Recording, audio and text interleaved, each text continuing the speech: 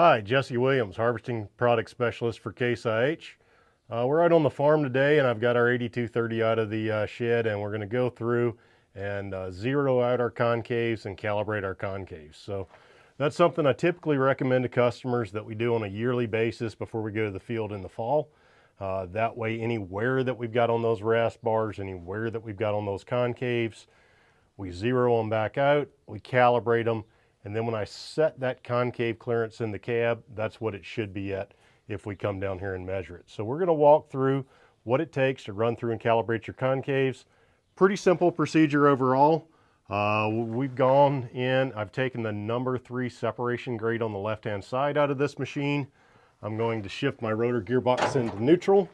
Now it's easy for me to spin my rotor over by hand. Then I'm going to take an 18mm wrench. I'm going to break loose both of my jam nuts on my stop bolts.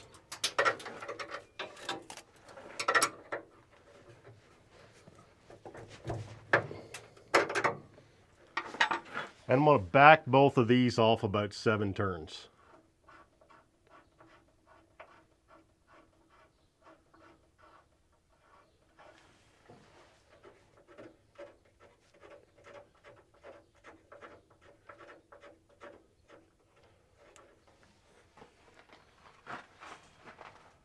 Now next what I'll do is I'll get in the cab.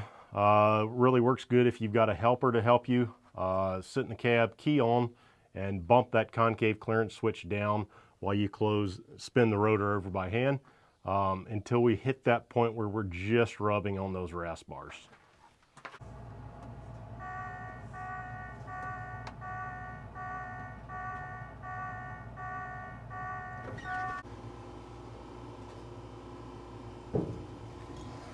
So you can see now as that rotor is spinning over, we're just rubbing every now and then on a rasp bar. So that's what we want to see.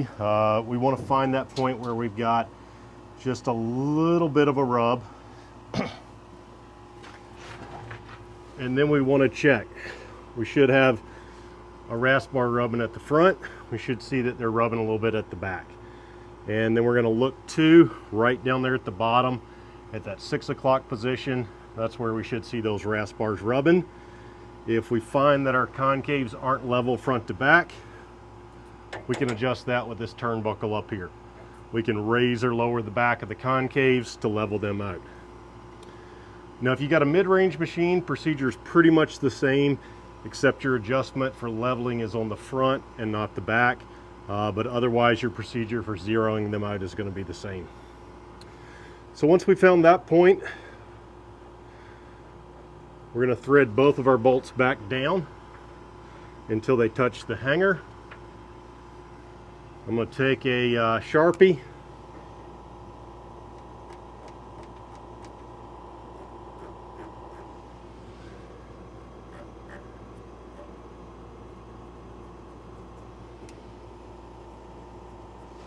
I'm going to put a reference mark on both my bolts. I'll jump back up in the cab now. I'm going to open those concaves up a little bit. So after we open our concaves back up a little bit, we want to come down 2 full turns with these stop bolts.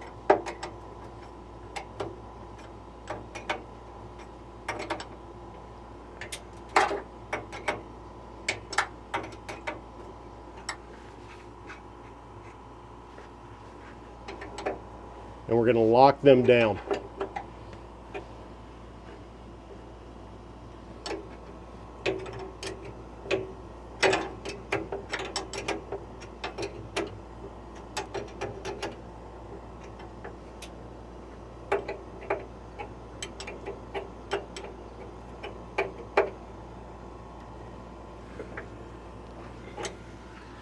So what we've done is we found the point where we got a little bit of contact between the rasp bars and the concaves.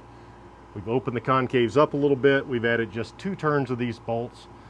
So if I close my concaves all the way down to 0, I've got just a little bit of clearance between the concave and the rasp bar, so that we're not going to rub between the concave and the rasp bar when the machine's running. So we'll take a look in the back of the machine here, and you can kind of see down here at the bottom where that rasp bar Its closest point is right there at that pinch point in the center. It's got just a little bit of air gap down there.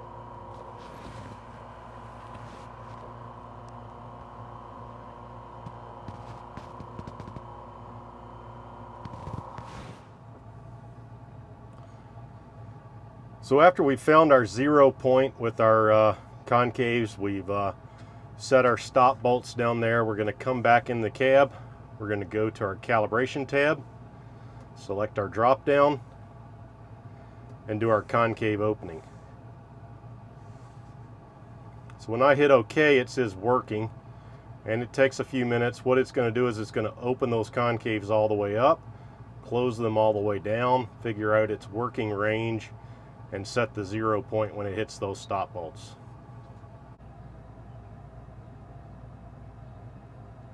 So we just got our calibration complete on that calibration. So we should be zeroed out on our concaves now.